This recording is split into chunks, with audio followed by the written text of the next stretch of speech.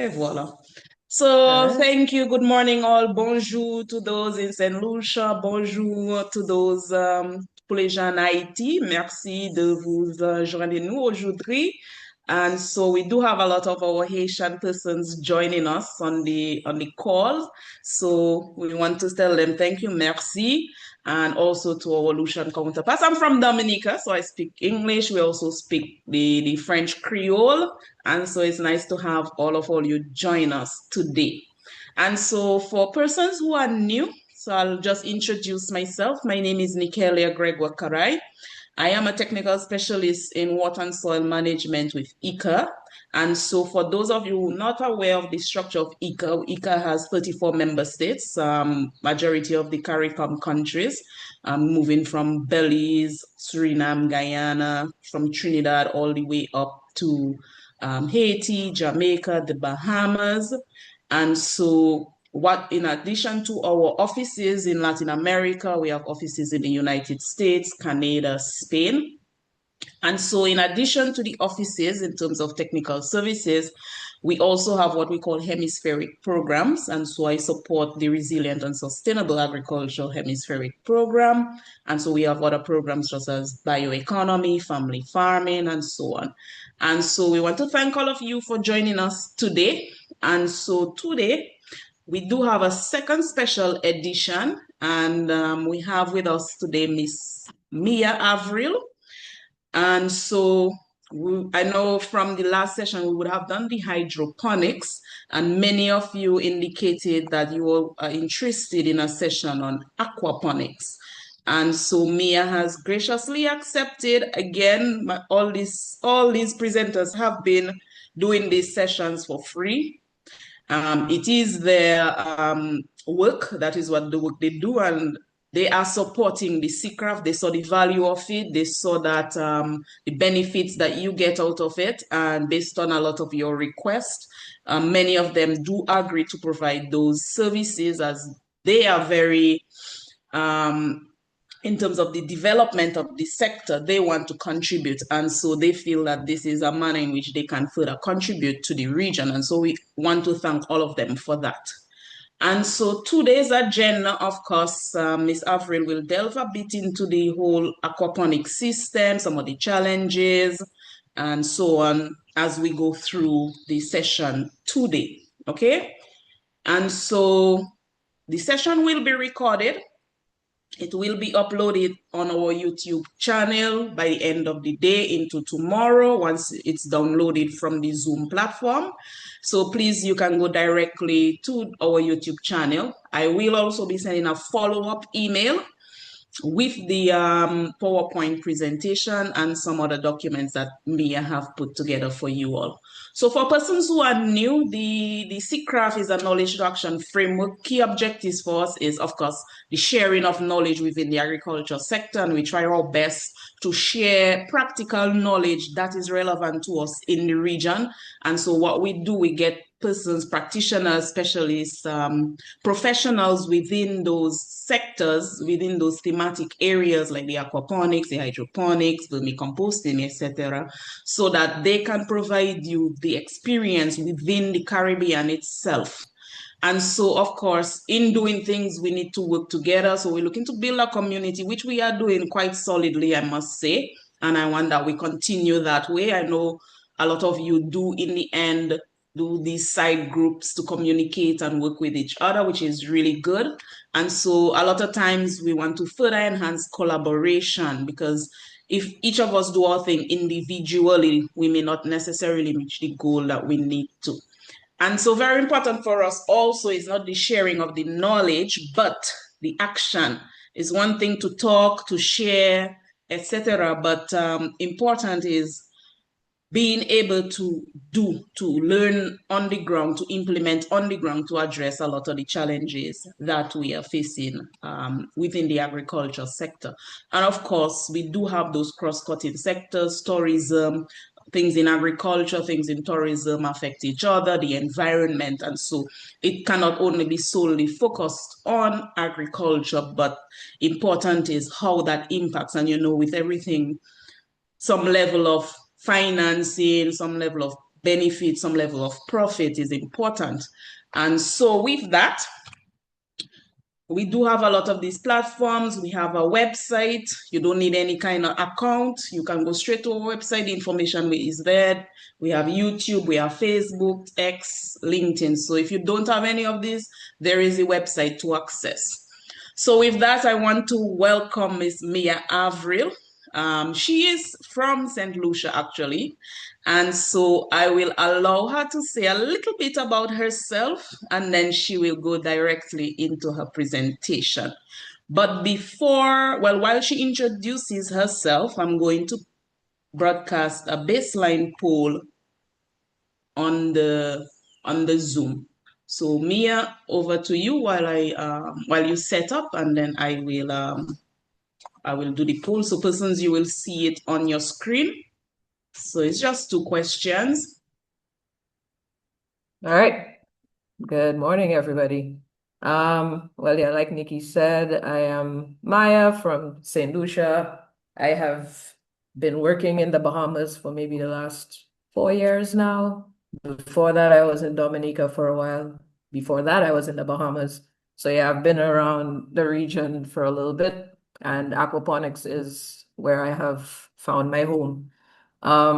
Currently, I am the Aquaculture Manager at what's called the Cape Eleuthera Institute. It's a research institute that is part of a bigger organization geared towards experiential education for ages 3 all the way up to PhD.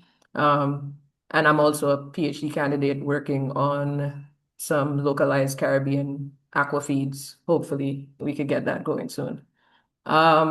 Nikki, am I good to just get started? Yes, you're good to go. All So right. I see Carol Faye has a hand up. I don't know if it's an error, but any questions, you could put it in the chat. So we'll allow Mia to go through the presentation, and then we'll take any of the questions in the chat. So just put it in the chat, I will note it, and then we'll take it after the presentation. Go ahead, Mia. All right then. Cool. So, wait. All right. So a little bit about what you can expect this morning. I'm going to just start with a quick introduction into what aquaponics is, although I imagine most people here have a fair idea. Then we'll talk a little bit about the different system components, look at different types of aquaponic systems, how to go about designing systems and things you need to consider, then how to operate it, troubleshoot common challenges, and then, of course, considerations for if you do want to start aquaponics in the region or just in general. So let's go. What is aquaponics? So aquaponics is basically very simply defined as a combination between aquaculture and hydroponics. Aquaculture would be the culturing of any aquatic plant and animal in a controlled environment, and hydroponics is the soilless cultivation of plants. So you put those together where you have the soilless cultivation of plants, however, your main nutrient source would be your fish. In any aquaponic system, there are 3 living components. One would be your fish, one would be your plants, and then most critically, you have your bacteria. And we'll talk a little bit about all of these as we go through the morning. So a simple illustration of the aquaponic cycle. Typically, when you're describing it, you start at the fish tank where your ammonia or plant nutrient is produced. Then this ammonia gets broken down by specific bacteria into a form of nitrogen that the plants could take up. The plants take this up, effectively cleaning the water, and then it could go back to the fish, cycle repeat. Of course, there are a lot of things in between there that make this work, but that's how the system works in a nutshell, and we'll go into each of these components in a little bit more detail. So just a little bit of some advantages of aquaponics. First of all, there are environmental and ecological ones. So it tends to address a lot of the concerns that are associated with in-soil farming of crops as well as aquaculture production on its own, especially if you have an in-ground pond. So typically you have a lot of things like runoff of nutrients, both from a farm and also from a pond if you have a flow-through system. And these things tend to then impact your neighboring environments or water bodies, cause things like eutrophication. So by using aquaponics, we're able to contain our waste within a closed system and recycle it in a way that it does not have impacts on the outside environment, which is great. Also, if you look at things like the potential in aquaculture for invasive species to invade a location where it's not typically found, like tilapia, which has not been the most successful at being controlled. However, in an aquaponic system, because everything is being recirculated, there's a lot smaller chance of your species entering neighboring environments and causing issues. So that's one of the big challenges there. Another, or rather advantage, another great advantage of aquaponics is the fact that you're able to, if you're doing it right, effectively use up to 10 times less water to grow similar volumes of crops and fish, as opposed to if they were being done separately in the traditional way. Although if you look at an aquaponic system, depending on how it's set up, it may look like a large volume of water, but the fact that it is continuously being recirculated, that ultimately results in a lower water demand and utilization for production. The lower, it's also, you have a lot less loss of water from your system as opposed to if you were irrigating in the soil and having evaporation happening that way, although I guess there are measures that can be taken to reduce that in both instances. Another benefit is the fact that you have a lot higher productivity and product quality. Well, some people argue. Depending on the crop, it could grow up to 3 times faster in an aquaponic system, primarily because plants don't have to work as hard to get the nutrients that they need. Everything is delivered to them in the water that flows over their roots. And so they're able to just focus on growth, and that ultimately slows down their growing period. And also you're able to do a lot more in a lot less space, which would then ultimately increase your yield. And then if you think about things like the needs that you would have for traditional in-soil farming for fertilizers or manure, a lot of that is reduced in an aquaponic system because everything is already there. And then because it becomes a bit challenging to use certain chemicals in aquaponic systems as you would in traditional farming, you could almost guarantee having a cleaner or safer product that is free of a lot of the chemicals that are typically used for pest control. You're also then able to diversify a bit more the range of products that you have in your system, thereby giving you the ability to produce year round. So all of these factors contribute towards a more productive farming system.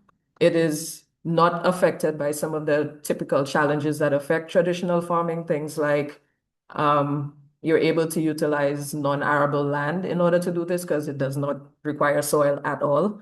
It also is a bit less labor intensive to plant and to maintain. You don't have to worry too much about weeding and tillage and that type of thing. And you could operate the system with a lot less labor than you would if you were trying to produce the same volume in an in-ground farm or other farm type setups. And it does not require heavy machinery or anything like that. So ultimately, it does make farming and food production in general a lot easier. Like I mentioned a while ago, you have the potential to diversify your income stream. So in addition to growing crops, you're also producing fish. So depending on the seasonality of the crops that you're growing, the fish could help to compensate for a time where crops may not be as readily harvestable and marketable. So that definitely does help. It's also very scalable. So aquaponics has the potential to be viable both on small, medium, large scales. It all depends on how it's set up and how it's operated. And it does, especially a challenge that we face in the region is enhance and bolster a lot of local food production. So it allows for a lot of things like fresh vegetables and fish to be produced closer to the end user rather than a lot of the importation that we rely on, especially in places like the Bahamas where I live. And I should have started off by saying this, but we do experience a lot of power cuts. And if I do immediately cut off, don't be too alarmed. I should be back on in a minute or two. It's just a thing that happens here. Anyway, moving along, we'll just quickly go over some of the potential drawbacks of aquaponics. A big one is the fact that it requires a lot of costs to start it up initially. If you've seen any aquaponics setup, there are a lot of components that go in as opposed to if you were planting in the ground and you could effectively walk outside, dig a hole, put a seed. I know it's not that easy, but aquaponics requires a lot more upfront investment in order to get it going. There's also a certain level of expertise that is required in order to effectively and successfully run an aquaponic system. So you'd need to have staff that are trained not only in fish husbandry, but also plant care, but also a little bit of engineering and a bit of water chemistry and some plumbing. So there are a lot of factors that go into being able to manage an aquaponic system successfully and requires a certain level of training. But once you have that, you're good. It also requires a reliable power source. It may not require a lot of power, but it does require consistent power, and that tends to be a challenge, especially in more remote areas. It gives you the opportunity to explore more renewable sources of energy. However, it is one of the drawbacks that do exist. And because it is a closed recirculating system, in the event that you do have any type of contamination or disease infestation, it tends to spread a lot more quickly because of the fact that the water is flowing throughout the system continuously. But those things aside, aquaponics is great. So let's just jump straight into some of the different components that make up an aquaponic system. Despite how an aquaponic system looks, they all have four main components. You will always have a fish tank. You will always have some kind of mechanical or solid filter. You will always have a biological filter, and you will always have a hydroponic unit. And we'll talk a little bit about each of these and what kind of considerations you should take into account when setting up your own system. So the fish tank is where your fish would live. And all you require at this point is something that is watertight and large enough to hold the number of fish that you want. That is the area in your system where the ammonia is produced. That comes from either the fish waste or any feed that was uneaten in the tank. And some factors to consider when you're getting a fish tank is the shape. So a round tank with a flat bottom is more often recommended.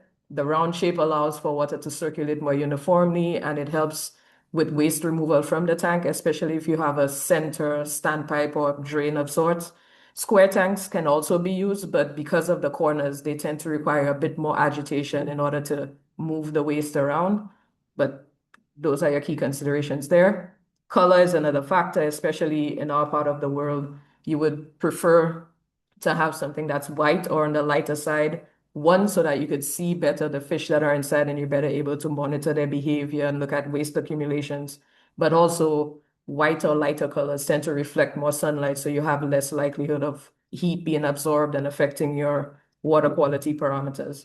So in the event that you're unable to access or get a tank that is light in color, then if you have a dark tank, it's recommended that you paint the outside of it in white or something light just to help with that light reflection. Another factor we like to consider is the material that your fish tank is made out of. So it should be something that is strong. However, you want something that will not affect your water chemistry, so it needs to be some inert material. Ideally, it's UV resistant since most of these things are outside. You could look for plastic or fiberglass. Those tend to work well. And they're often recommended because they tend to be more durable and have a longer lifespan. People also have cement or concrete tanks, or if you have ponds and they're lined with plastic, that also works well.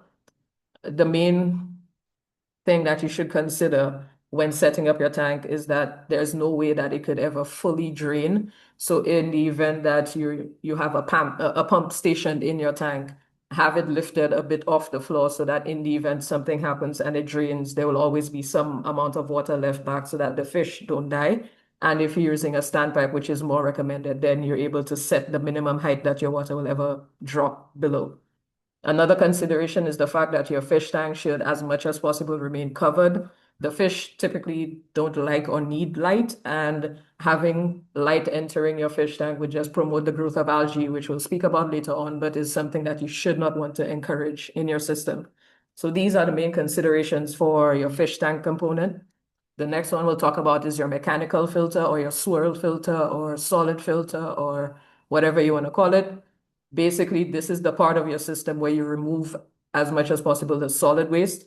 We did say that the fish waste is what we need for the nutrients for the plants. However, a lot of the fish waste is already dissolved. It's already in solution. The solid things that you're seeing, if you allow that to remain in your system, all it will do is create areas of anoxic zones where you're now having less oxygen present, you're having bad bacteria in your system. So ideally, we want to remove that solid from the system. What we do with it is then up to us. You could potentially continue breaking it down and reintroduce it to the system, or you could use it on other land plots that you may have, like for irrigation, stuff like that.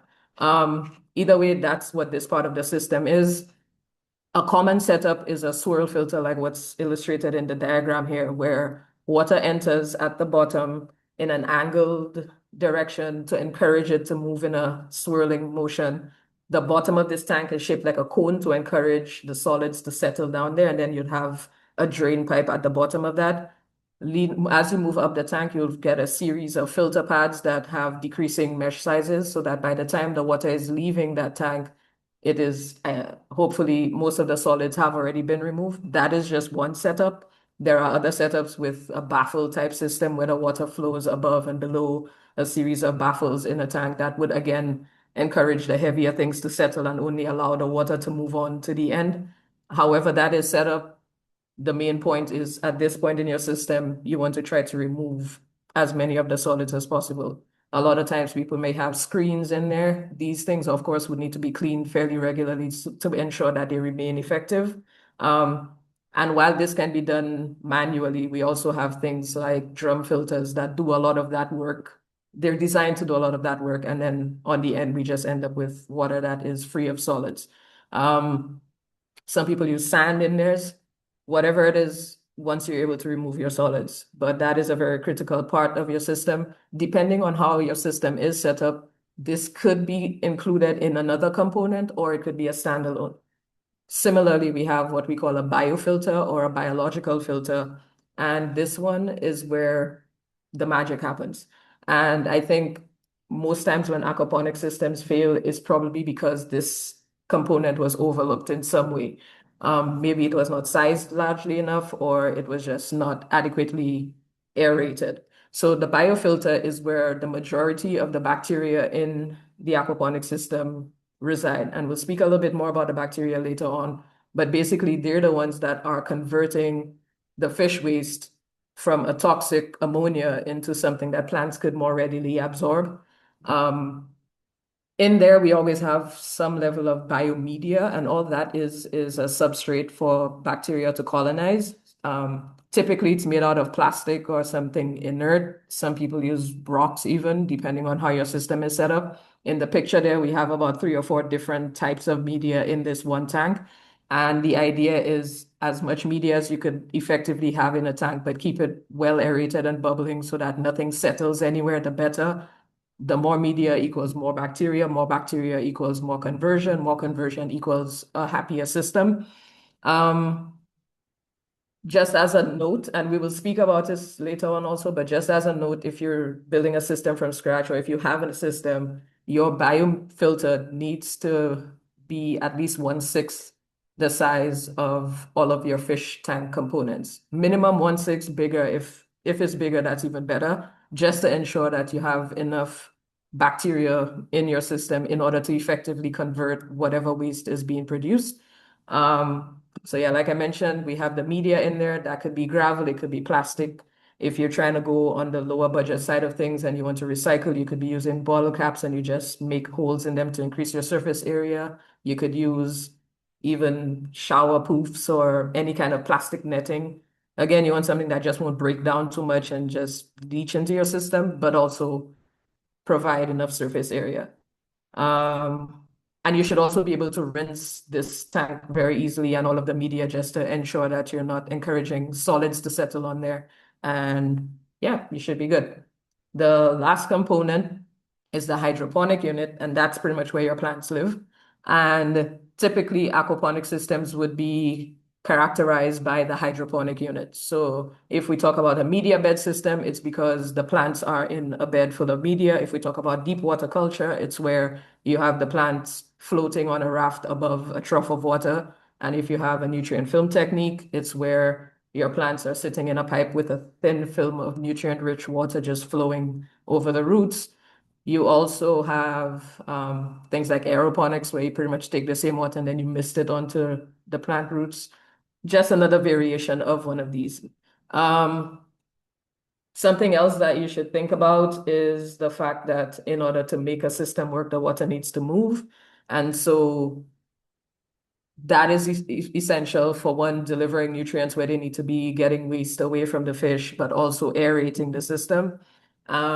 Typically, people would just use a submersible pump for that, or even an external pump with plumbing setup. You could also have what's called an airlift pump, where you basically use air to displace water through a pipe, and in that way you could move against gravity and to wherever you need it. And worst case, you could use human power in the event of power failures and such. But these are the main components of an aquaponic system.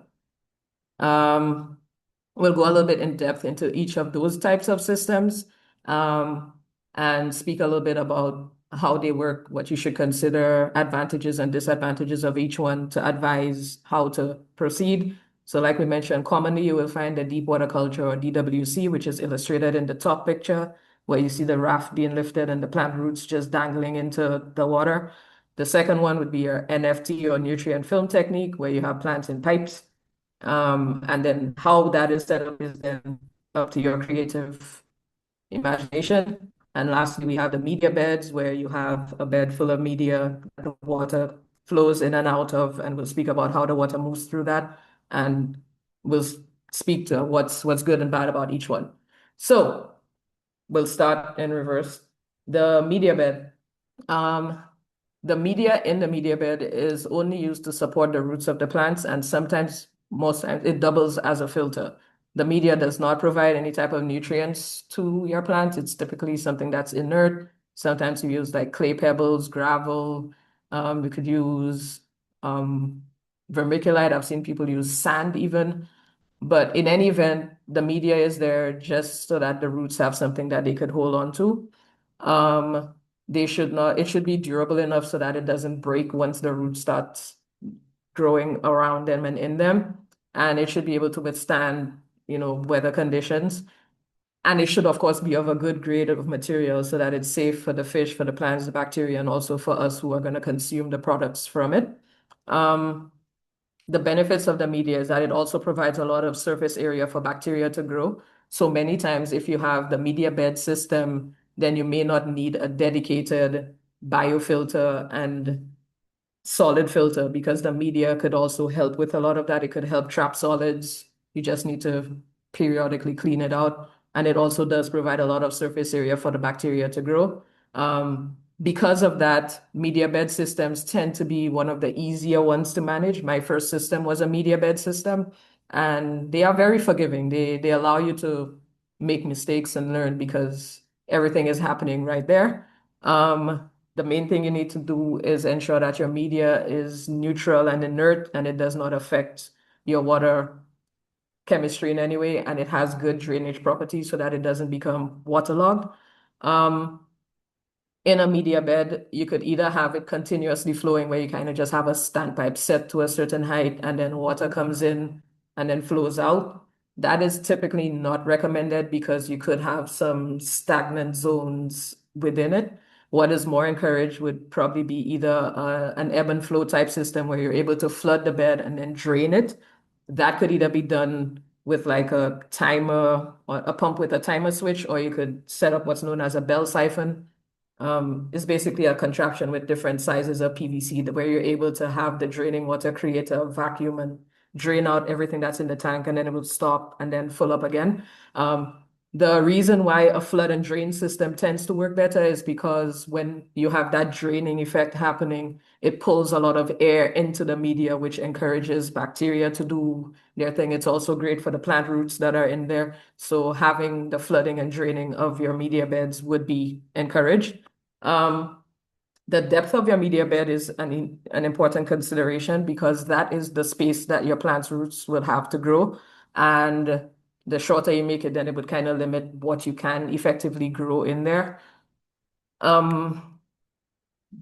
every media bed would have different zones in it that are all important for effective operation of the media bed. So the top 2 to 5 centimeters or so is called the dry zone. And it's important to have that because if you have water getting all the way to the top surface of your gravel or whatever the media is, then you would have a lot of potential for algae to grow and other bacteria that you don't necessarily want in your system. And that would then throw off the balance of things. So ideally, you want your water level to be below at least the top 2 centimeters of your media. Then the next zone you would have is your dry wet zone, which is where most of the water would be. Ideally, it fills up to that level and then it drains and starts again. That's where most of your biological activity will be. So that's where your plant roots are. That's where a lot of the bacteria that's doing the conversion is happening.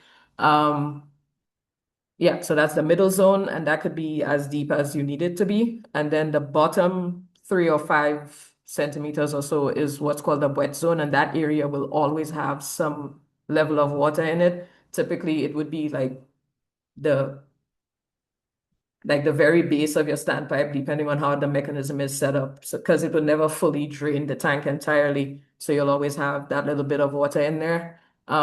That area is effective for what we call mineralization, which is the process I mentioned a little earlier, where you're able to take the solid waste out of your system and further degrade it or break it down in order to reuse it. So there we don't have the usual bacteria doing a lot of the conversion. Here we'll have some more heterotrophs and microorganisms. You may even have some little worms in there, like the little red regulars or earthworms. Yeah, I don't know. Somehow earthworms always end up in media bed systems. But they're very helpful to help like with the further breaking down of any solid waste that makes it that far into your system. But yeah, this is just a quick little illustration of what a media bed system could look like. This came from an FAO handbook. I would highly recommend people checking that out if they do want to pursue aquaponics further. The other type of system that we'll talk about is the nutrient film technique or the NFT, and that is the one where we use horizontal pipes with a shallow film of water flowing through. This technique, it tends to be a little more complicated and potentially more expensive than the media bed system, depending on the scale at which it's set up. Reason why it tends to be a little more complicated is because it has a lot less water involved. So in all of the three systems, this one has the least water requirements. But because of that, you're a bit more vulnerable to things like air temperature and yeah, mostly air temperature because you don't have the buffer of water to help maintain a constant temperature around your roots. So it tends to become a little more challenging, and it would definitely require a more dedicated filtration system to ensure that by the time the water is getting to those pipes, you don't have many solids remaining in there. It's very popular in commercial setups because then you're able to utilize space a lot more effectively. And um, you have a lot less evaporation in systems like this than you would even with the media beds, which tend to be a bit more open, which is a great thing. And it also has a lot of great application in places like urban settings or rooftops where you're able to adapt the system to fit whatever space you have without having to consider too much the weight component of having a large container of water or container of media. So it has its benefits. This is a quick illustration of what one system could look like. Earlier, you saw one on what's called an A-frame. People get really creative with these. Yeah, pretty much up to you.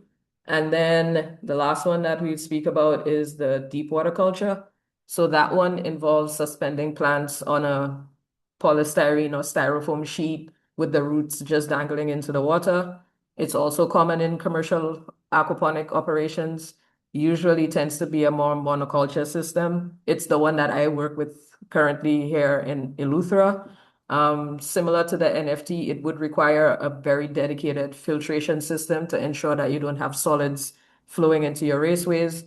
And because it's just a big body of water that plants are sitting in, it requires a lot of aeration so that your plant roots remain healthy. And this is a quick diagram of what that looks like.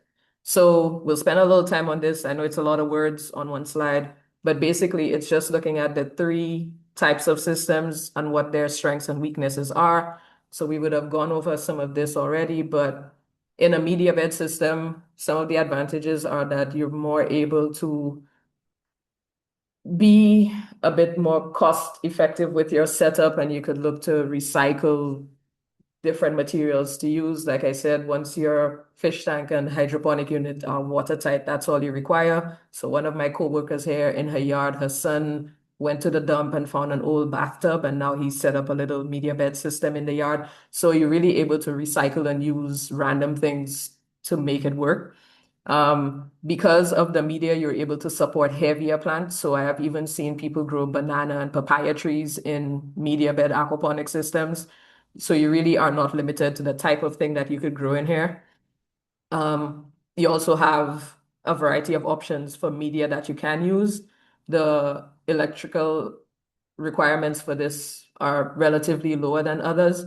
And unlike the other systems where you need to have the plant established in some other location before being introduced to the system, you could seed directly into a media bed system. So that's pretty good. On the flip side, depending on how big you try to make them, they could become very heavy. So they're very good at a small scale. And then if you do decide to scale it up, then it could become really expensive to source the volume of media that would be required to run it properly.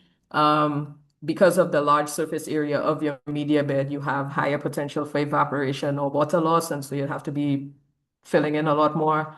And then to set it up, it would require a lot more labor.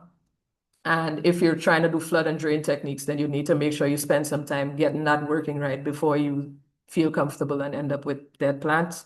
And yeah, if your water delivery is not great, then your plants will let you know about it. On the other side, we have the nutrient film technique, which is the one with the pipes. It's a lot more cost effective than the media bed at a large scale. It's great for small, lighter crops like herbs and leafy greens. I've even seen some tomato, no, not tomatoes. I've seen strawberries grown in NFT systems. Because of how contained the pipes are, as well as all your other filters and fish tanks, you have very minimal water loss. It is the lightest system and does require the least amount of water, so it tends to become a bit more versatile. But it does allow you to be more creative with your design to accommodate the plants that you want to grow. And it doesn't require as much labor to set up and to operate. However, you do definitely need to ensure you have a water pump that is functional. You, of course, can seed directly into it, and you are a lot more vulnerable to things like air temperature fluctuations. And if you have power outages, then your plants would. Nikki, your hand is up.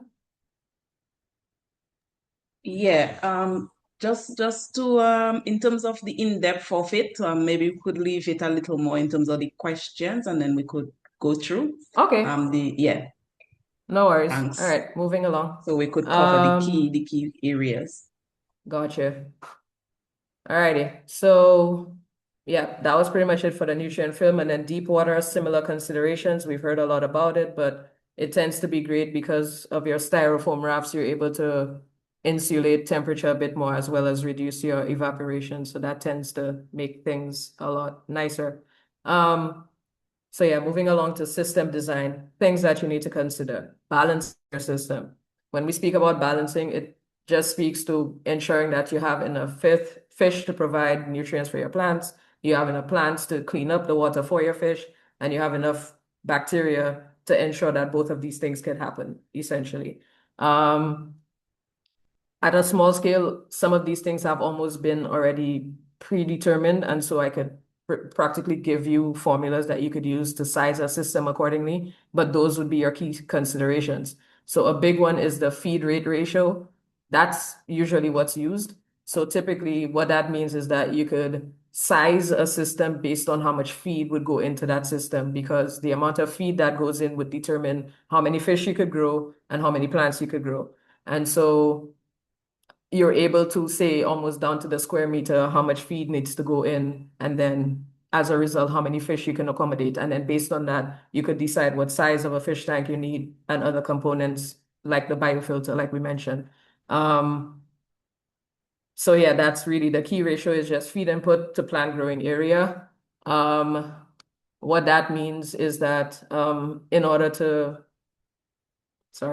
do that, then we look at the nitrate balancing. Nitrate in this case would be the form of nitrogen that the plants could take up after the fish waste is converted. So your biofilters need to be strong enough to support both of those things, break down the feed enough to produce enough nitrates so that the plants could take it up. So like I was saying, if your plant component is too small, then you'll have a buildup of nutrients in your system, which may not be great for your fish, especially if your bacteria is not able to keep up. So this little diagram here kind of just goes over what some of these ratios would look like. So for example, depending on the type of system that you have, if you have a media bed system, then you could almost have like a 2-to-1 ratio of media bed to fish, as opposed to if you were doing the floating system, the floating raft system, where you have a larger volume of water. And so the same amount of feed results in a lower concentration of nutrients in your system. And so you could grow a smaller number of plants.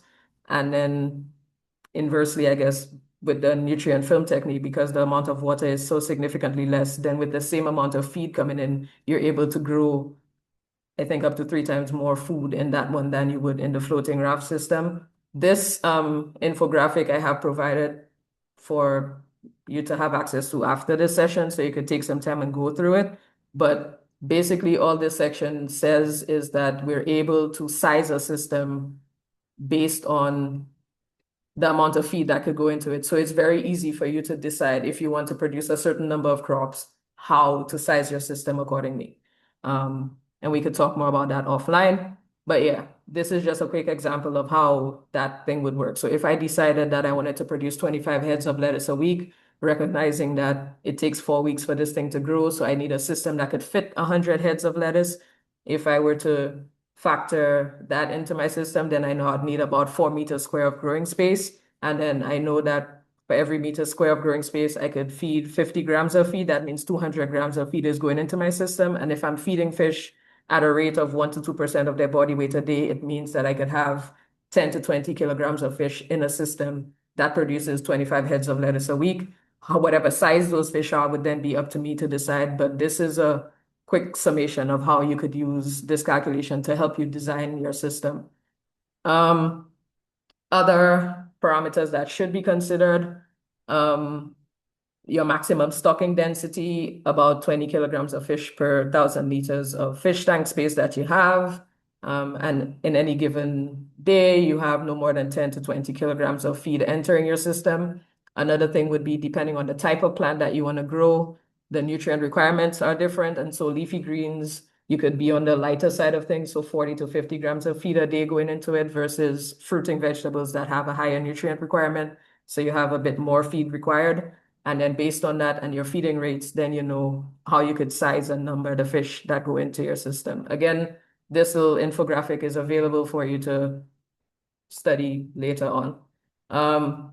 This also just takes it a little further in case you were trying to do something media bed related, and it could help you almost calculate, if you have a fish tank that is a certain size, how many fish you could put in there, what amount of feed goes into that every day, what size pump you should have on it, how big your filter should be, what volume of biomedia you require, and what size grow space you would have. So this is another quick way of using that same type of calculation to size a system. And then these are just different options that you could explore. So outside of building your system, other factors that need to be considered are things like your site selection. So it would be important to make sure that the site that you select is somewhere that is stable and level, especially if you're depending on gravity flow and such for your water. You also ideally would want to be protected from severe weather like storms, winds, even too direct sunlight, etc.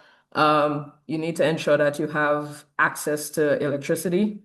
And if they are outdoors, then make sure that you protect them from rain. Your water sources should also be very easily accessible, because as much as the water is recirculating, you will need to replenish your water supply as either water evaporates from your system or transpiration, or maybe you have a leak, or maybe for some reason you need to do a water exchange. You need to have a reliable water source that is easily accessible. And your system itself should be located in a place where you could very easily access it since it requires daily monitoring. And security is always a consideration. You know, we have a lot of pretty alarming concerns around here. And of course, if you're trying to get to, if you're trying to explore other types of diverse locations with your system, such as rooftops, then you'd need to consider things like the weight of the system and the ability of your surface to support the weight of the system that you want to put on it, and then getting the materials that you need there. And then when it's time to harvest, getting the help that you need or being able to move the products from the location to a market. Something else that could be considered is whether you want to use any type of enclosures, a greenhouse, a shade house. Some people are even fortunate enough to be able to afford a fully enclosed, like a metal structure of sorts where you're able to climate control and all of that. Greenhouses do provide some protection from the elements and help with pest control. However, in our part of the world, with our level of heat, greenhouses may not be the way to go, but shade houses could also do that for us. We're able to use shade that varies anywhere from 20 to up to 70% of shading. And then that would definitely help with not only intense light in the summer, but also keeping pests away from our system. So these are things that you could consider if you can afford for your system setup. When your system is set up, the first thing you need to do is cycle your system. And what cycling your system is basically establishing the bacterial colony that will run your system. So how that usually works is when you have a fresh system, you have water in it, you introduce some ammonia to your system. The bacteria that we use to do the conversion, or the bacteria that does this conversion from ammonia to nitrates, they're naturally occurring bacteria. They're commonly called ammonia oxidizing bacteria or nitrifying bacteria. And they occur naturally in nature, in fresh water, in water bodies. They occur in the air, they occur in the soil. So they're just everywhere. So once you introduce ammonia to your water, they will come. So for the first week or so, you add some level of ammonia, you monitor the water level in your water, and after about 7 days, you will notice that ammonia levels start to drop. But then at that point, nitrite. Am I coming You were through breaking up clearly? a little, Mia. But Yeah, we I have realize to my start internet is a wrapping bit up a bit. unstable. Yeah, but we have to Okay, start. Yeah, but yeah, you were a little break, but it's just for a few seconds. So you could go ahead I and will.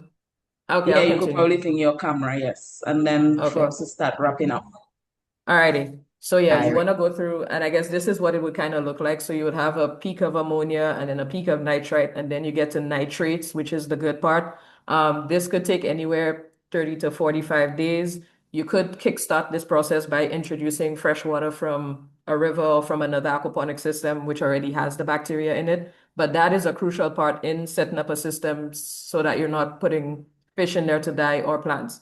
Once you do have nitrates in your system, you're able to start introducing the plants to it. So then another thing we'll talk about now is just water quality in your aquaponics, recognizing that it is a water-based system and certain parameters need to be monitored a lot. So things like your oxygen, pH, temperature, and then the nitrogen levels all play very important roles.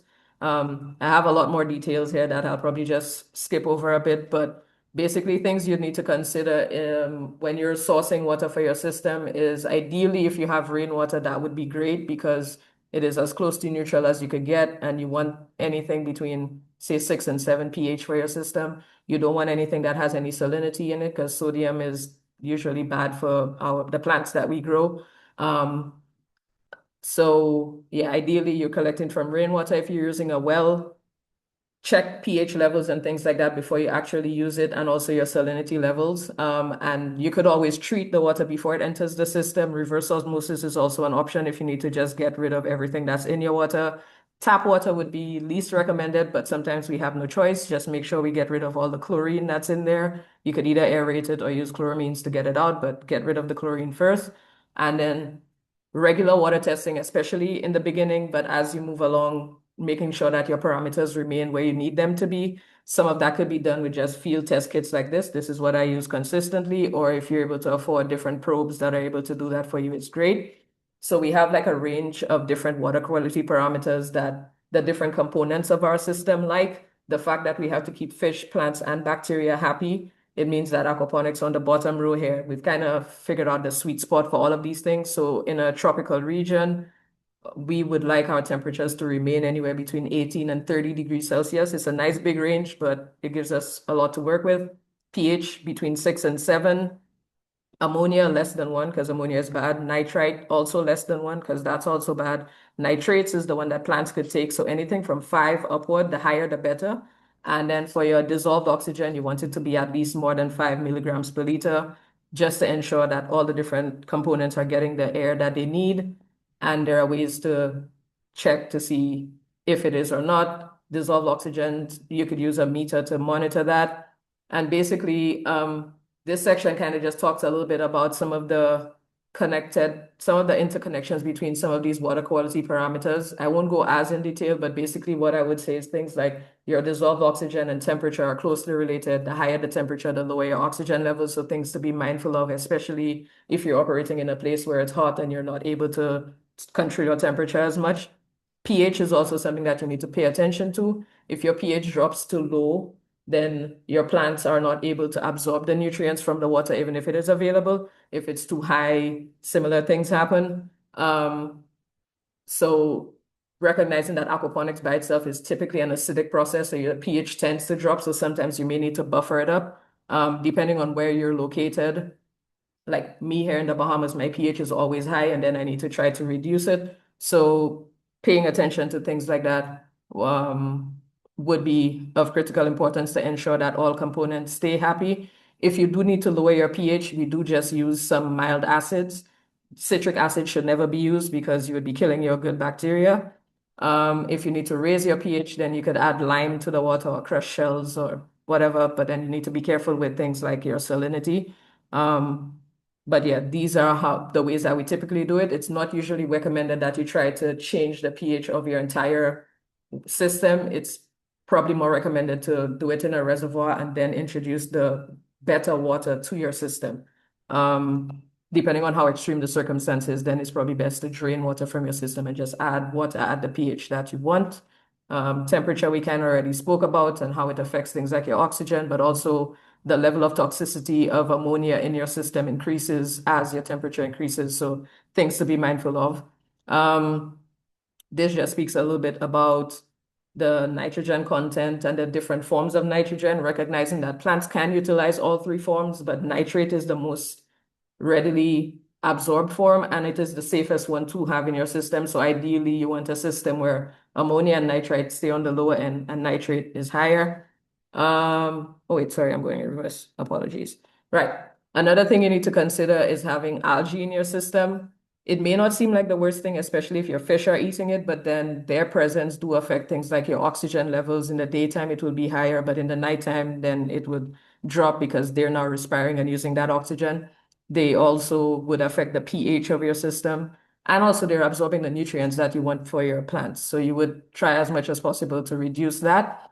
And of course, because it's an ecosystem in itself, you will have other microorganisms that are in there. And if you allow these to overgrow the nitrifying bacteria that you actually want, then your system will not work as well. So the best thing to do is just ensure you have adequate aeration throughout your system so that the good bacteria is able to grow there and do its thing. So things to consider when setting up your system in terms of plant selection. The plants that you select, you could select anything that you want to do. A more mature system would allow you to do larger, more high nutrient demanding plants like the fruiting ones, tomatoes, eggplant, that kind of thing. Leafy greens will always do well in an aquaponic system.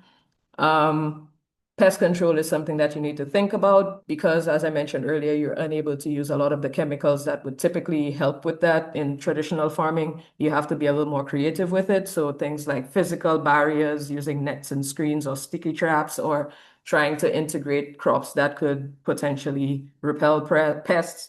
Also making sure that your plants are healthy enough so that they could withstand smaller attacks of sorts, be they of the biological or whatever form. If your plants are stronger, then they're better able to withstand threats like that, considering things like crop rotation so that if you do have an occurrence of pests, you're able to get rid of them by putting in something else. Similar practices to what you would do in traditional agriculture could be applied here.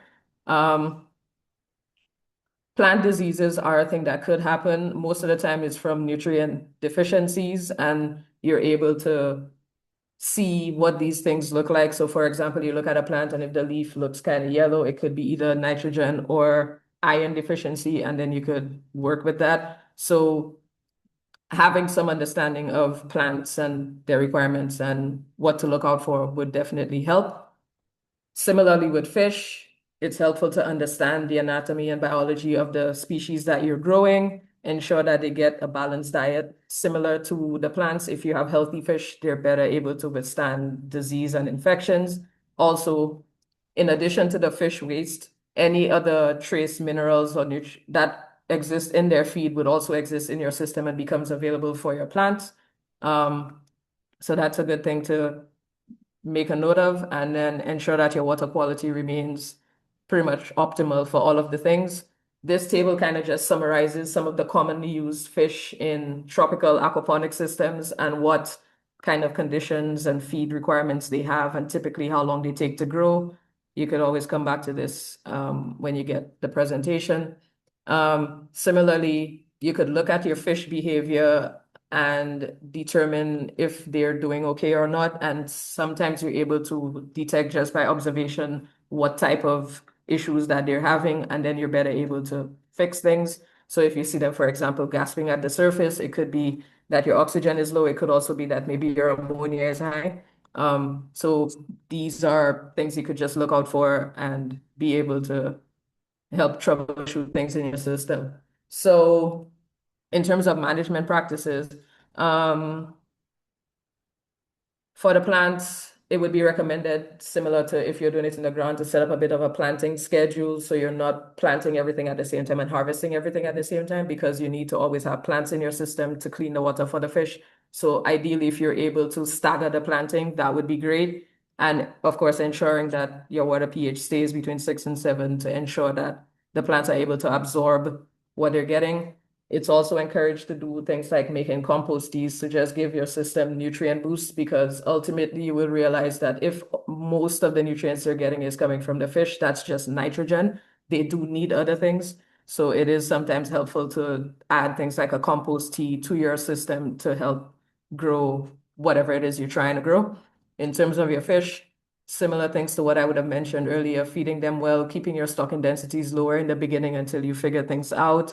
Not leaving uneaten food in the tank is probably one of the more important things, because leaving it there affects your water quality significantly. So if after half an hour there's still feed left in your tank, definitely take that out and consider feeding them less.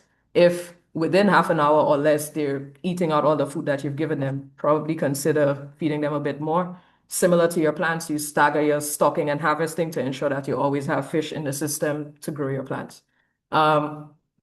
This graphic here kind of just outlines some of the things that you should be checking on a daily, weekly, and monthly basis to ensure that a system is running well. So every day you want to do things like ensure that water is flowing well, ensure that air is where it's supposed to be, ensure that things like your temperature, oxygen, ammonia levels are where you want them to be. You take out any dead fish or plants that you see in your system. You get rid of solids. Then on a weekly basis, you could look for things like your pH. You could do your fish harvest. You could make sure all your pipes are cleared out. On a monthly basis, you should be either doing fish harvest, you should be cleaning out your filters, and then just overall reviewing your system to ensure that it is operating optimally. Some considerations that you should have, we mentioned earlier, electricals, especially if you're outdoor, you're working with water, you want to make sure that you're not electrocuting yourself. Always consider food safety, because you are ultimately producing food that people will consume, even if it's for your own personal consumption. So try to ensure that you don't have things like feed laying around your fish tanks, which would encourage or attract vermin. You want to maintain as much as possible sanitary conditions, especially when you're doing your harvest. You want to use gloves so that you yourself don't get injured and then you don't end up transferring anything to your fish. This here looks at, again, some of the common issues that occur in an aquaponic system, and what usually the reason for it is and how you could go about fixing it. Typically, electrical things is probably related to a pump. So either your pump is broken or your power supply is off, or maybe you have a leak somewhere and then you might need to fix that if it's not electrical, but probably it's a water flow issue. If it has to do with water quality, especially things like ammonia that tend to be a bit more serious, I would recommend doing a water exchange, be it a 15, 20, even up to 50% water exchange sometimes. Drain out water, add fresh, clean water, and that should fix things in the immediate term. And then, of course, try to figure out why your ammonia was building up. Chances are your biofilter isn't clean or inadequate or something like that, and it will require other changes. But being on top of these things is always helpful. If your fish looks stressed, try to figure out the cause of stress, like if it's an oxygen related thing or temperature. Usually it's oxygen. Fish tend to not eat once they get stressed out, so feeding them when they're stressed would only cause more harm than good, because then at that point you're also affecting their water quality. So usually once fish start looking stressed out, stop feeding them until they calm down. Plants, it's usually either water flow or lack of nutrients that affect them. So ensuring that they have both of these things would definitely help. And here are just some of the most important things that you should consider if you're running an aquaponic system. Monitoring your system daily, ensuring that you have water flow and aeration, keep your water quality parameters where they need to be. You're choosing plants and fish that you could work with, avoid overstocking as much as possible, avoid overfeeding, keep your water as clean as you can, balance your fish to plants to biofilter, you stagger your planting and your fish removal. And of course, you try as much as possible to limit contamination and disease. And this is just a general reminder of where you want your water quality parameters to be. These are just some other considerations, like we mentioned, like boosting your water nutrient levels, probably having rainwater harvesting as a backup water supply if you don't have a consistent rainwater supply. Considering other alternative fish feeds, especially for us here where we have to import all of the fish feed that we use. Making sure that your system remains secure and stable. And of course, protecting it from pests and disease and people and other things as much as you can.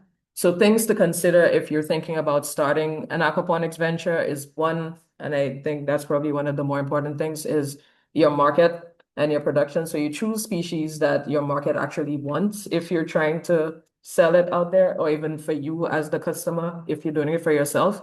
And definitely explore the concept of value added products. So I know a lot of people would consider aquaponics and you're growing lettuce and then you sell lettuce, you grow some fish, you sell fish, but look beyond that to probably processing it into other products that would make it make more sense for you. So I do know of people with aquaponic systems that only grow herbs, but these herbs, they extract the oils from and process that into soaps and lotions, and then they're able to market that to high-end hotels, etc., or make tea bags or something like that. So you're better able to profit off of your venture. So that is something I would definitely consider. Another thing I would definitely consider is the supply chain and support, especially for us in the Caribbean, recognizing that a lot of the inputs that we need for these ventures we don't have locally and we have to source from outside. So ensuring that you have a reliable supply of your inputs, your seeds, your fish feed, your fish themselves, the growing material, the growing everything. So ensuring that you have enough of these available in order to have longevity in your product or your system would be best. Also making sure you have enough technical support to help you troubleshoot things that you may or may not know. And then, of course, there are other things like making sure you have reliable power, reliable water, you're getting your necessary permits and biosecurity and food safety qualifications. And also make sure that you're able to manage the system that you have. Make sure you have enough labor to support you. And try to save costs where possible. So if you're able to localize some of your inputs, if you're able to reduce your energy requirements by using gravity-fed systems, those types of things help. Also exploring like using local species in your production would then help with supply chain as well as cost factors. So yeah, those were pretty much the main things that I wanted to talk about on aquaponics side of things.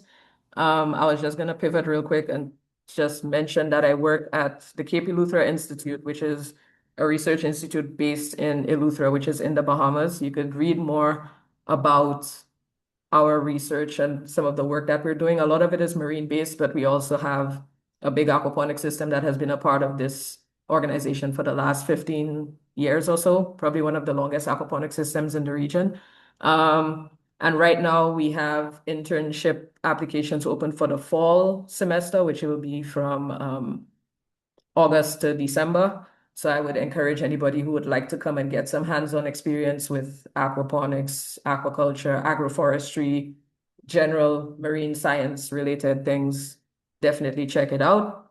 I also wanted to mention the Caribbean Aquaculture Network, which I'm a part of, and is a great network hub for members of the aquaculture world who are in the Caribbean and beyond, to get a lot of support, because this hub is made up of persons with a lot of expertise in different aspects related to aquaculture in general. So we have people with fish health degrees, we have people with business degrees, we have people like myself with like aquaponics. So you have a wide range of specialists in a field that are always happy to help when possible. So I would definitely recommend checking us out and joining the network. And yeah, thank you for allowing me to talk to you for the last hour. And please feel free to reach out outside of this time if you have questions, etc. Thank you so much, Mia. Thank you. It's a lot of information. I It see a was lot a of lot. people already sending some questions. I see a lot of people already want the PowerPoint. Somebody saying this Mhm. is gold. And so we want to thank you, Mia. Of course, it's two systems in one, and it's lots and lots of information there. So I want to Mhm. say thanks very much, Mia, for that presentation. So we are heading into the discussion session now. So persons feel free to drop your questions in the chat.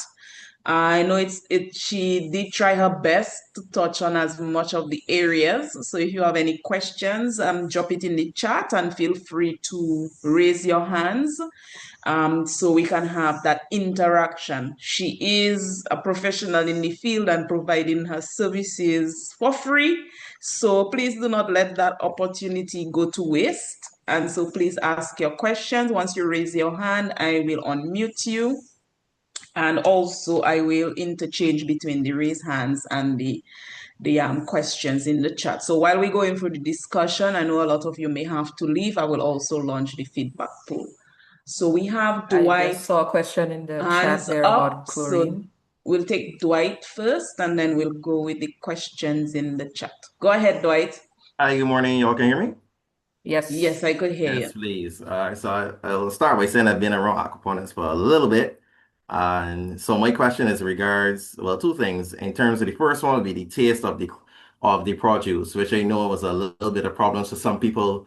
Mm-hmm. And even with lettuce, it was something as simple as lettuce, the taste was a little bit different sometimes. So Mm-hmm. my question is, how do we adjust this? That's the first one. And then my second one would be more focused on the commercial applications of aquaponics, particularly in the region. I know that commercial aquaponics has not taken off as it would. If you remember, there was a one time in YouTube, it was a whole YouTube sensation, and a lot of farms then kind of like vanished into thin air. Beyond the original one, which would be, oh Lord, I forget the one in BVI. And then I first time hearing about the one that here in the Bahamas, but I just want your take on if it has been if it is still viable as a commercial and output, I guess, or entity. So those are my two questions. All right. Thanks for your question.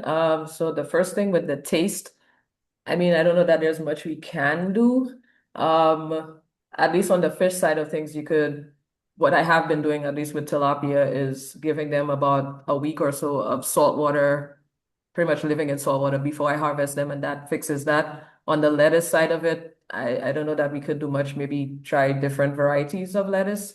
Um, but again, I think it's very consumer dependent because some people love hydroponically grown herbs and vegetables. So ultimately, I don't know that there's much we can do about that. In terms of commercial viability, it is a challenge, especially because of the fact that we have to spend so much to get a lot of our inputs. What I have found is that people who spend enough upfront and get it set up well enough tend to have more success than if you try to, I don't know, piecemeal it together and hope for the best.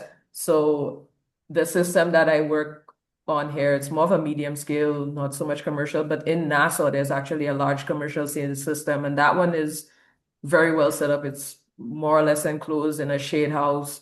But yeah, he invested a lot upfront to, I guess, make sure his seeding station was set up well, and he uses the cocoa coir to start off his seeds, which he's able to recycle. And because of that, he's been able to make it commercially viable for him. What he also did is focus on making mixes that he could sell to higher end supermarkets. So then he's able to get more per pound of product than he would, I guess, if you were just retailing at a market or something. So then I guess that's where it becomes important to determine or to evaluate what your market needs are. And if you're able to tap into niche markets, then it makes more sense.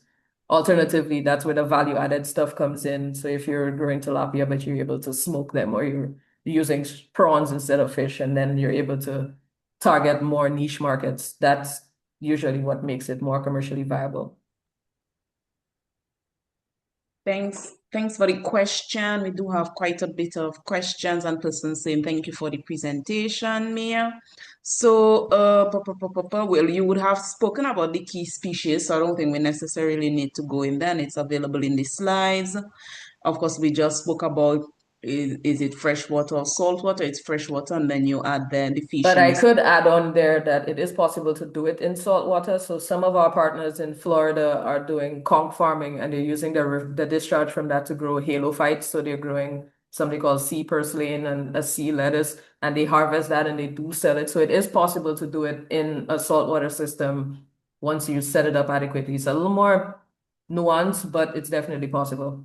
I guess depends on the plant you're growing as well. Even some tomatoes have a level of salt tolerance, and so you're able Yeah. to do it in brackish water, for instance. Okay, so we have another question. Of course, persons please feel free to raise your hand, as that will allow us to go through the questions a little faster, because I'm seeing quite a bit coming in now. Somebody wants to know if they could use an old deep freezer to start. You can definitely use an old deep freezer. That'll make a perfect fish tank. If you have the lid for it, even better. Yeah, great. In terms of the loss of electricity, do you have any advice on how you maintain without power if you don't have solar?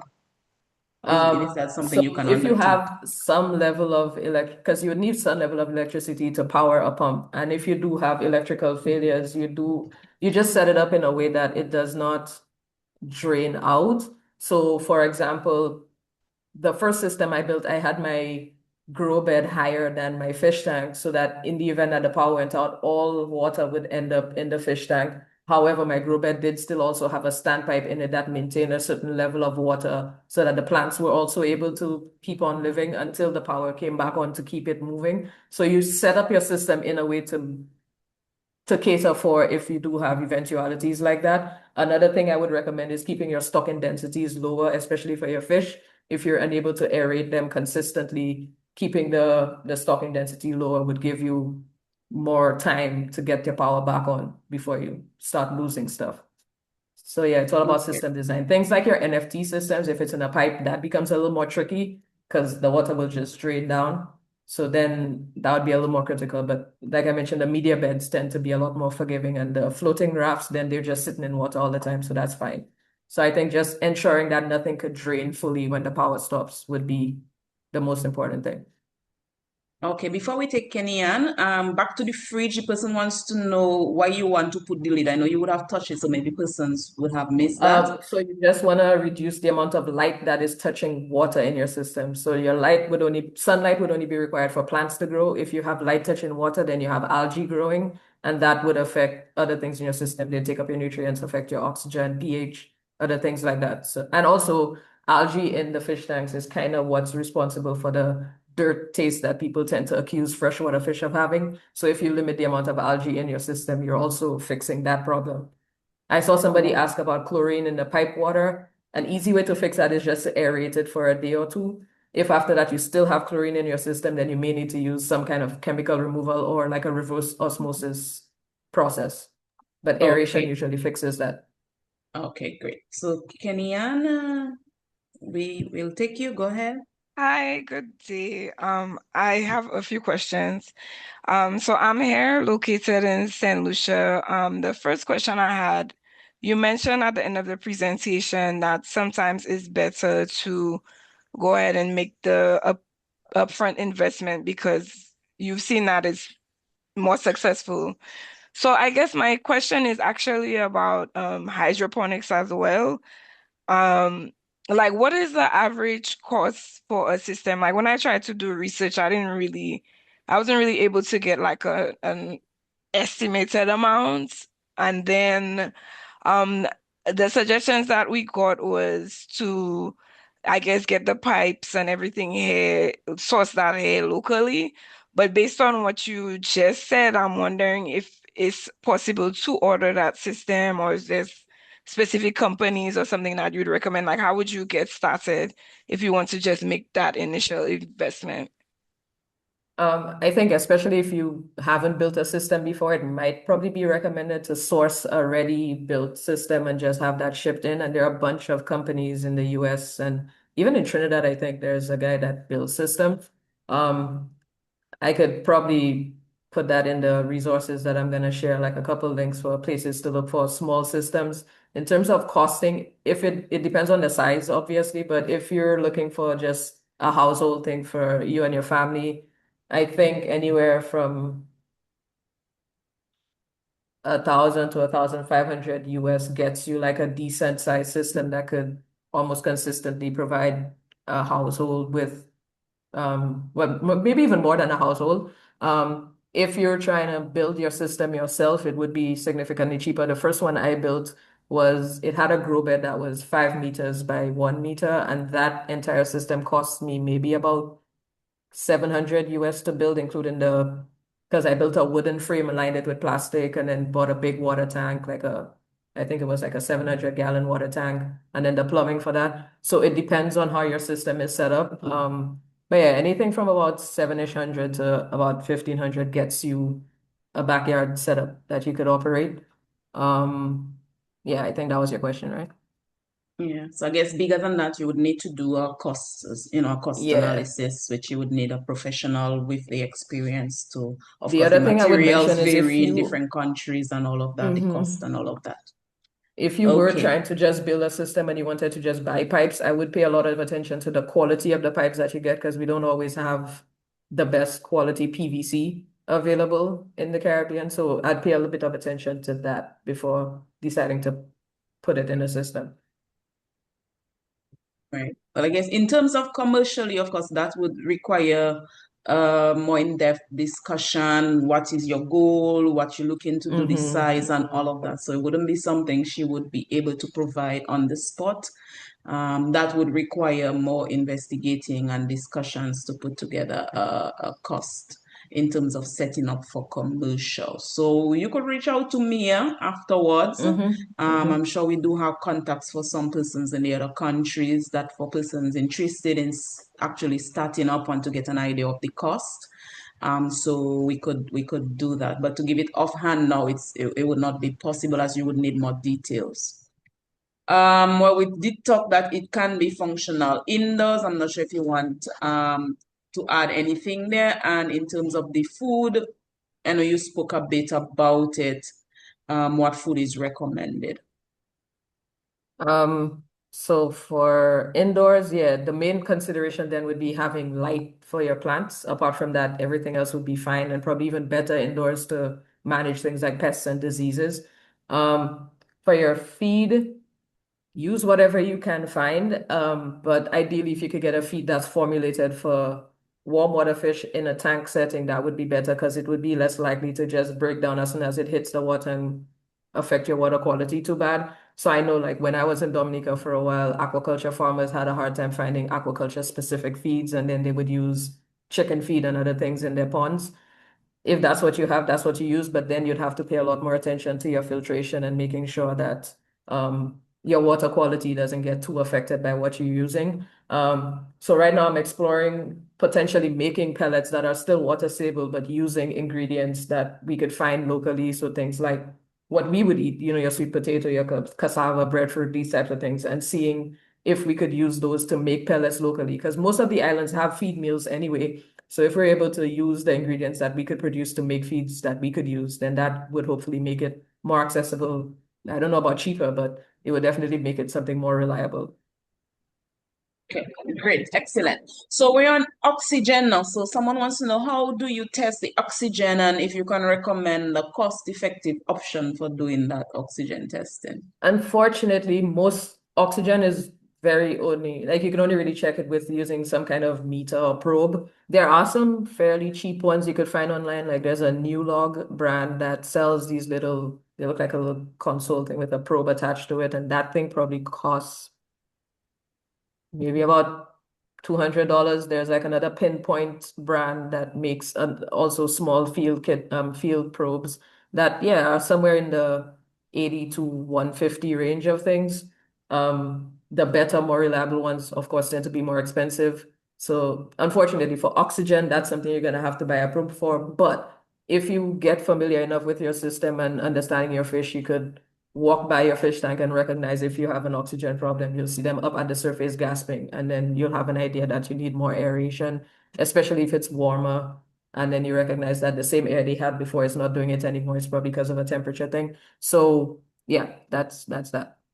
Okay, excellent. So we have this covered. So in terms of the pest control, the person wants to know, in your opinion, if they could integrate plants that attract or repel useful or harmful insects into the system, because they think it seems wise. So if you have So the anything. only consideration there is the fact that you'd be sacrificing space that you could have been growing something that you would have eaten with that, but that is often a recommended strategy. What we do with the system we have here is limit weeds around the system, because weeds attract pests. So you definitely control your weeds.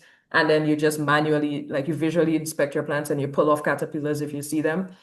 You could also use things like, you know, how you could mix neem oil and garlic and some dishwashing liquid and that kind of thing, and you could spray it onto the plants. You could do things like that to some extent, just making sure that it's not getting into the water and potentially going to your fish. But yeah, that's pretty much the extent of pest control. We could do sometimes the sticky traps depending on the type of pests you have. So if you're able to identify your pests, then you could take measures to address them differently. And they're also very seasonal. So then that's another thing to consider. If you could put them in a shade house, that would help a lot. But I recognize the cost there. Okay, so you mentioned in terms of using the plastic containers and so on. Of course, we know there are different grades, which leads to another question in terms of the quality of the pipe. So someone wants to know, using those plastic containers, do they introduce microplastics to the fish? And given that they, consume, can have possibly have a health impact. I mean, quite possibly. I have never looked personally into seeing the level of microplastics in both the plants and the fish that are produced, but that would definitely be a consideration.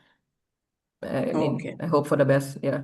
I think we would have to look at, because there's certain research behind that, because a lot of those concerns would have been brought up in terms of the packaging of food in plastic or breakable bottles or in cans. So that would require some research Even to our get an water idea. supply now might already have some microplastics in it. So Yeah, I don't know. We could try, but there may not even be much we can do, in terms unfortunately. of the removal. Okay, so while we on plastics, somebody was saying that in terms of the quality of the PVC, how would you know beforehand what quality is your I think you'd have to do some level of research. standard If you scale? could figure out the source of the PVC that's coming into wherever you're getting stuff, and then you're able to, I don't know, read up on the suppliers and just to see the grade. Typically, the Schedule 80 is the preferred one. So don't use Schedule 40, use Schedule 80. But aside from that, if you could do more research into the specific providers, that would probably be the best thing. Okay, great. Okay. And then we have, I think you spoke about that already in terms of the lettuce being a bit more bitter in that system. Well, I think that's also a heat factor. So if you grow them in a more hot environment, they tend to become bitter faster, but just harvest them sooner before they develop that bitter flavor is probably what I would recommend. And different Okay. varieties tend to be more heat tolerant, and then that would also be a consideration. Okay, so I guess again, as with all of the other systems that we saw, the hydroponics, of course, this one includes the hydroponics. some level of experiment on your end would be required, because sometimes you have those little microclimates, you have persons implementing some of their own types of techniques and practices. And so a little, experiment. That's why most persons tend to recommend starting small, get your hand in it, do some of the adjustments that may be more specific to you. Okay, so this person indicate they missed some of the presentation. So as it relates to the shade cloths, you mentioned about the percentages and so on. So they're asking, is there a recommended type of shade, well, they call it shade, but the shade cloth to protect against weather and or too much sunlight in the system? So if you could just quickly cover this one again. So I prefer the Illuminate or the Flash Net. It's like a shiny, reflective one. They do all come in the same grades of either 20 all the way through to probably about 80% shade, but I prefer using the ones that have that reflective component because they tend to feel cooler when you're underneath them. I think a bigger factor would be how you secure your shade cloth and ensuring that you have a stable enough structure to put it on. Would be my bigger consideration. And I could also recommend at least where I get my shade cloths from, if people are curious about that. I also saw somebody in the chat ask about fish species. So apart from tilapia, there in the region at least, prawns I think are another great option to look towards, although that then becomes a bit more space tricky because you could stock more fish in a smaller space. Prawns tend to become a little more cannibalistic if you put too many of them. There are also some catfish that we have around, like I don't know if you've heard of the Pangasius species of catfish. It's also very commonly used in the region. And they also have similar quick growth rates to tilapia as an alternative. If you're not really interested in eating the fish, then people are able to do aquaponics with things like your koi's and even goldfish, like the larger goldfish. So pretty much if you could grow it, you could use it. If you could use a local species, that's probably even better. But yeah, tilapia just makes it easy.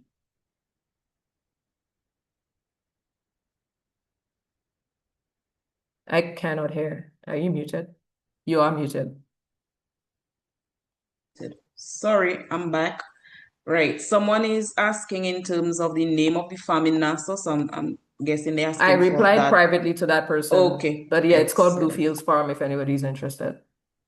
Okay. So in terms of hot peppers, the person wants to know when planting hot peppers and they are fruiting in the aquaponics, if that will affect the plants, the fish health.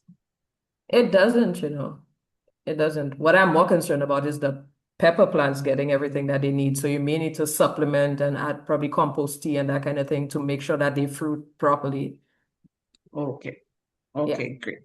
So I see we have Abimael hands up. Go ahead.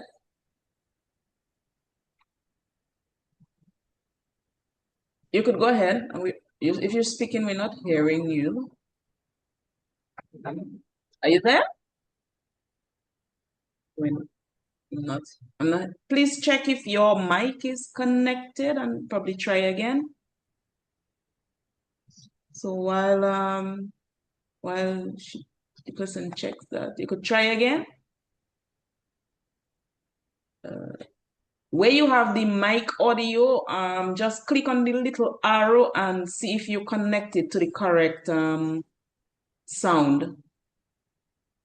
So that's on your all the way to the left corner. You have this little mic, so you may need to connect to the correct system if it's your laptop or your computer if you have a speaker. So while you sort that out, we'll come back to you. So you could just raise your hand again. Okay. I saw somebody ask about electricity and if it uses a lot.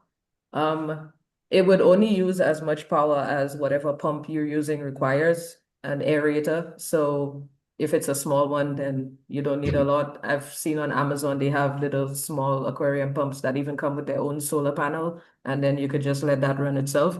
So yeah, it's really just dependent on the pump that you're using. Okay.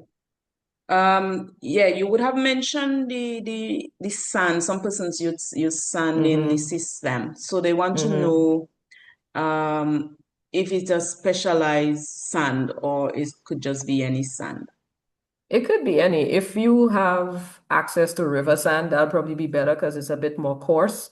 The beach sand could be a bit more fine. If you do want to use the beach sand, then try to rinse out as much of the salt as possible as you can before you put it in your system. And the more fine it is, then the more likely it is to become clogged with waste material. So you'd have to do a lot more maintenance to keep it clean. But yeah, you could use whatever you have. Okay, excellent. So we did touch on the different fish species. This question speaks to be outside of the tilapia, what other species? So we did touch on that as it relates for the region. Many persons were asking about the plastic barrel. I see you responded to that in the chat. The plastic barrel is suitable for something in the backyard. Yes, you can. So someone wants to know now, from your experience, are there any specific fish species, plant species combination that tend to be a bit more effective, or can these be chosen independently of each other? They can be independent. I don't know of any relationship between fish and plants specifically. What you would definitely need to be mindful of is whether you have enough fish to produce whatever nutrients your plants would require. So that would be more of the consideration there.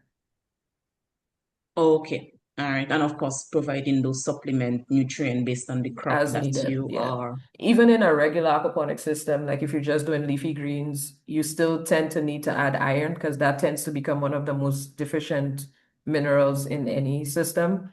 And then if you're going beyond that, then you would need to think about potassium and calcium and phosphorus if you're looking at tomatoes and peppers and stuff like that. So yeah. Okay. Well, we did talk about the PVC, the quality of the PVC and so on. And of course, persons can do some research based on what is available in the countries, as that can vary. And of course, based on the quality, the cost will also vary sometimes significantly. So someone wants to know how often should they clean the filters. I know we would have also touched on that through the presentation. So if you could just provide an update. Yeah, at least monthly, although I recognize that especially if you have a larger system, that could become a bit tedious over time. So I would also say that as you become more experienced with aquaponics and with your system, you may be able to identify when the need arises. So in my case, I will notice that my nitrate levels start to drop. So that would then suggest to me that my filter isn't doing as well as it could, or maybe my ammonia starts to spike a bit. And then I know I need to check on things. So if you want to maintain a consistent thing, at least once a month. If not, then monitor your ammonia, and then that would let you know when you need to do something. Okay. Okay, good. Thanks for that, Mia.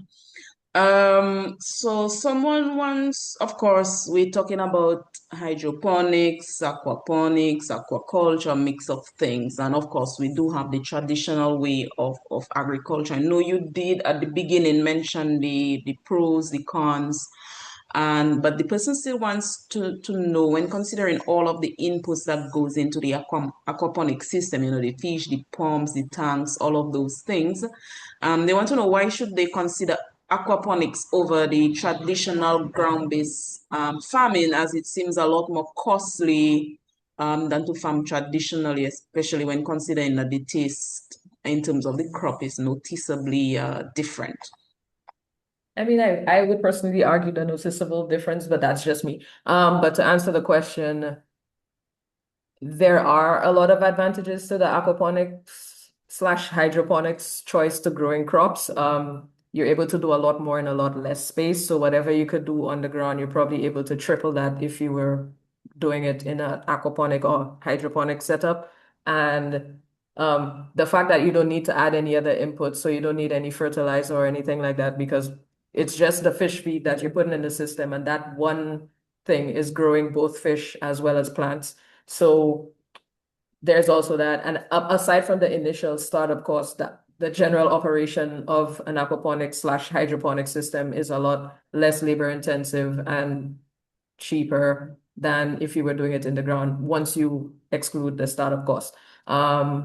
So these are some of the basic reasons why I would recommend hydroponic over in soil farming. Also, the fact that it grows a bit faster, which probably might be why people argue the quality, but you are able to get a lot more out from a short amount of space in a short amount of time. If I were to have to recommend aquaponics versus hydroponics, I would say in the beginning, probably start with hydroponics just to get a feel for growing plants in a soilless media before you introduce the fish component, recognizing that you do have a bit more flexibility in hydroponics to provide exactly what you're trying to grow with exactly what it needs versus in aquaponics where you're providing a lot of nitrogen and then having to supplement with other things.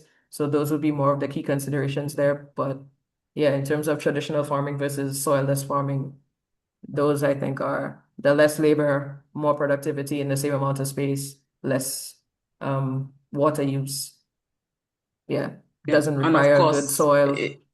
of course, it also goes into, personal goals as well. So while we move into the wrapping up, which I almost forgot, I'm launching the feedback poll on the screen. So just please take some time to give us a little feedback so, we can continue to further improve on the sessions and probably use that information if you're interested in, additional sessions. That way we can plan accordingly with some of those sessions.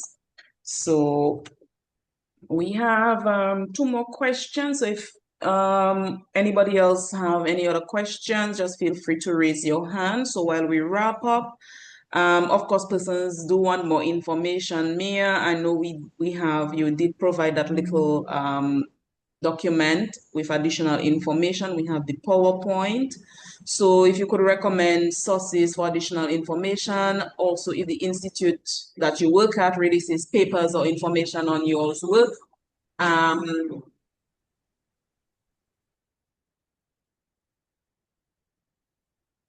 sorry, there's a big truck passing in my background there. And any books or digital information space that cover aquaponics in our tropical climate specifically. I guess you could touch on some, and then any of the others you could share with me so I can include in the follow-up email. Yeah, so I would highly recommend if you just search in Google FAO Small Scale Aquaponic Handbook, you will find a downloadable PDF that gives you literally everything I've said and more about setting up an aquaponic system, what to look for, what not to look for, what to do, what not to do. It even has towards the back how you could go about building a system in terms of what materials to buy, down to how many elbows and T's you need and how to set up a system. So it really breaks down that for you. And then, yeah, I would just put some more links in the document, Nikki, before you share it out. I see Anita has her hand up. Yes, go ahead, Anita.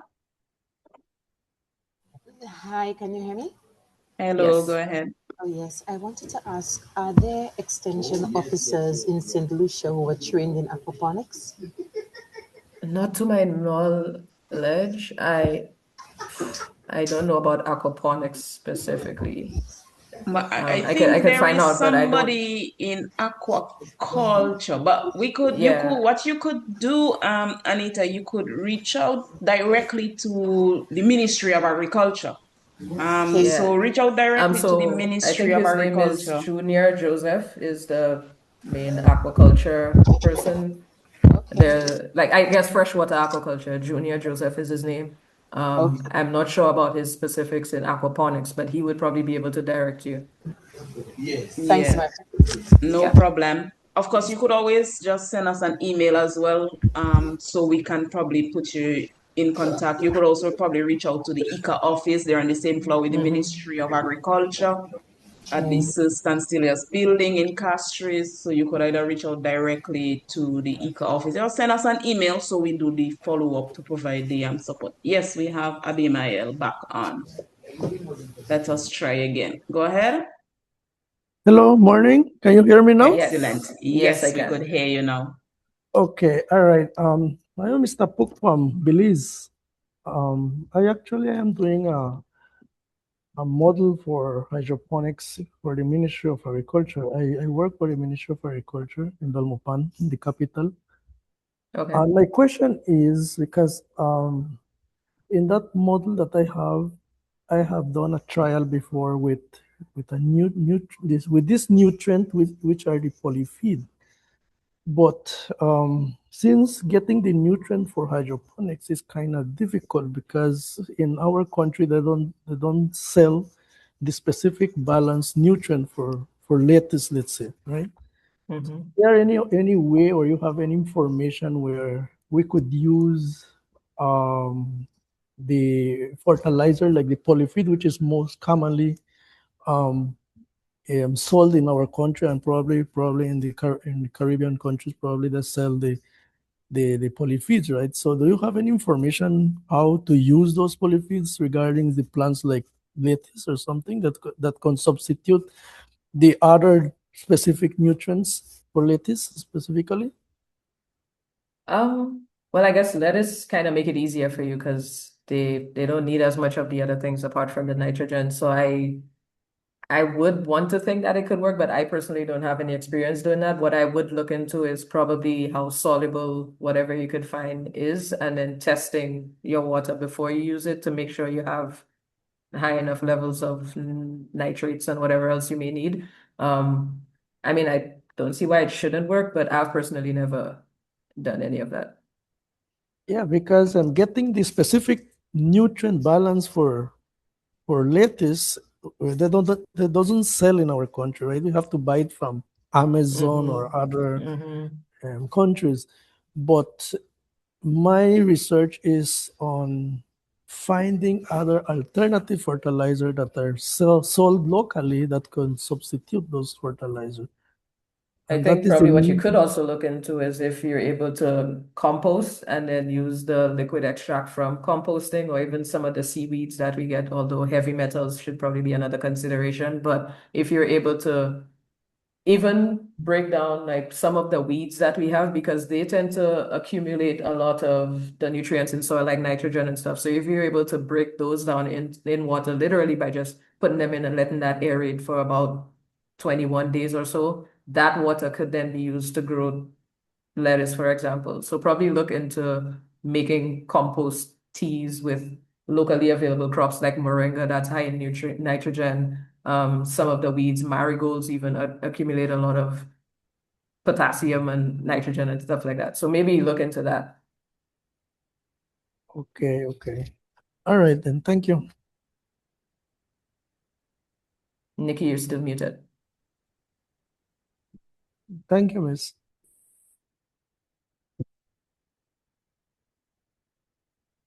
You're muted.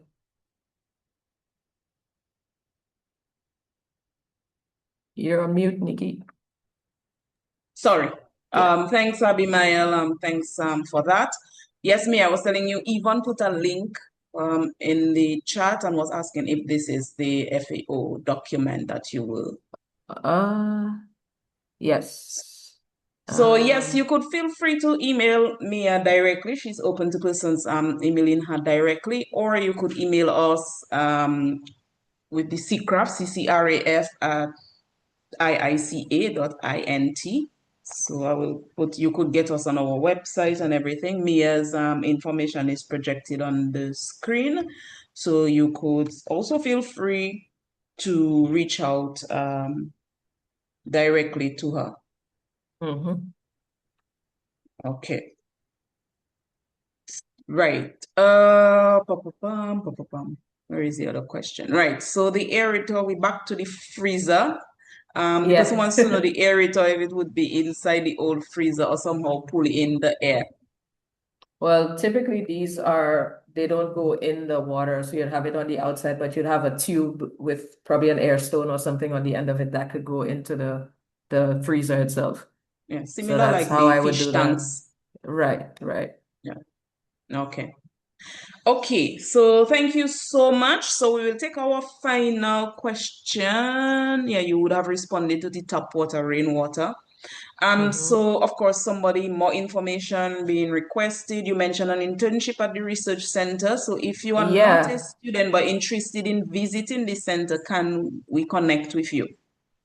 Well, you don't have to be a student to be an intern. I mean, we prefer people who've done a bachelor's or in the process of doing one, but that's not necessarily a requirement. So I would still encourage people to apply. But yeah, you could definitely reach out to me directly about that.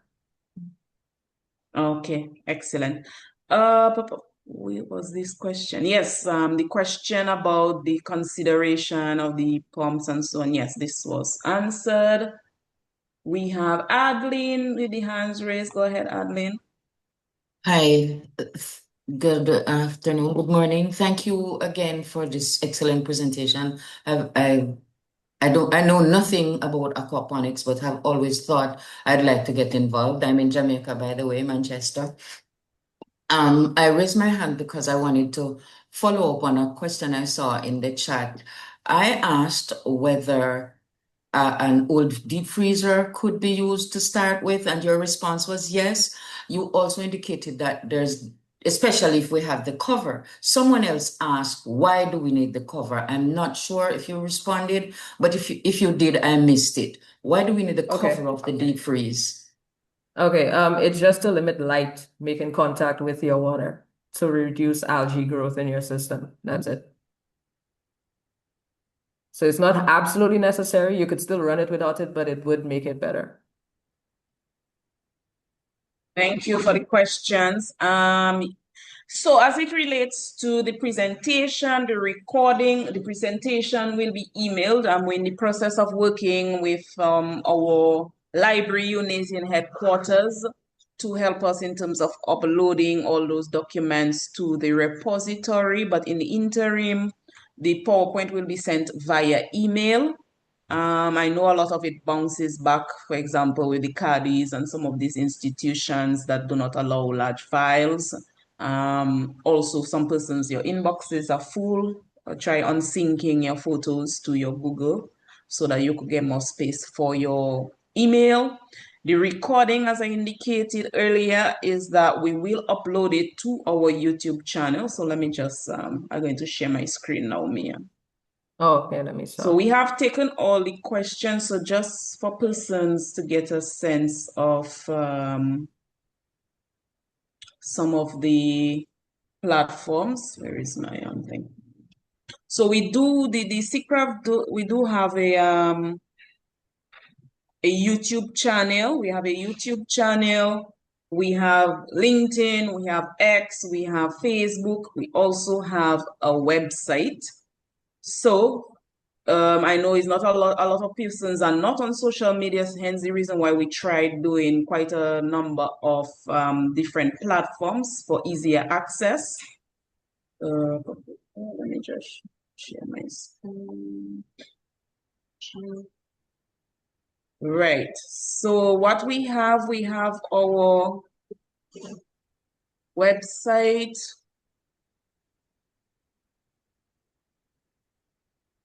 So we have the website. You could visit our website where you have the content library. Let me just go on. So on the home page, you will see some of the things. You have the calendar. So you will see the different options there. So you learn about us, some of the upcoming events. So you could go straight to our website, the YouTube channel. You just go on the YouTube and you will have access to all the recordings. After the session, I will download the recording and we'll upload it directly to our YouTube channel. So you'll have direct access to it there. We also have our LinkedIn and all of that. But you can just go straight to our website. And in terms of the recording, you can just go straight to our YouTube channel. Right. So we do have a lot of these platforms. And so I think we covered all the questions in terms of the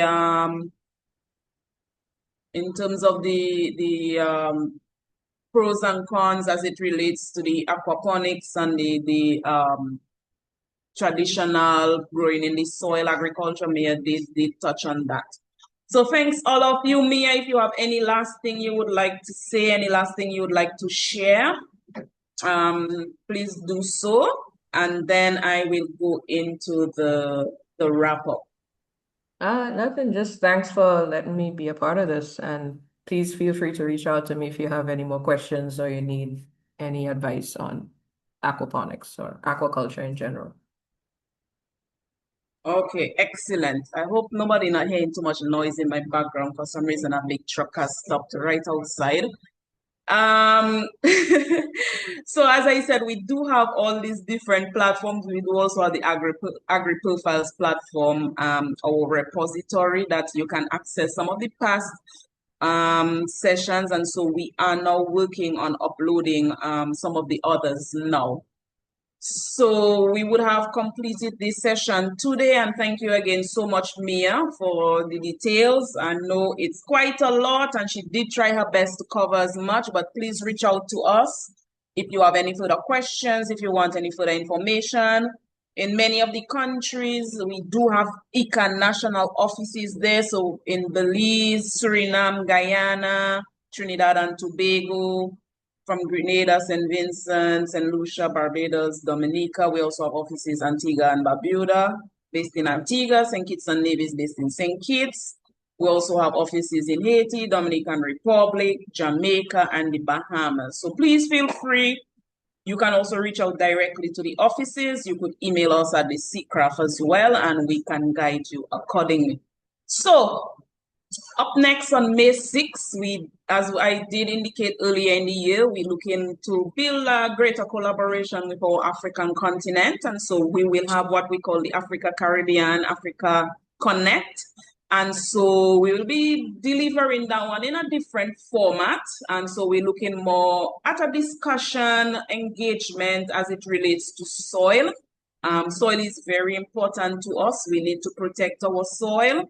And a lot of work have been done over the years, and a lot more work needs to be done. And so we will be looking at why soil changes everything, and we're looking at how we're framing soil as a foundation of climate, food and water systems and development. So please feel free to join us. I'm going to just drop the link in the chat.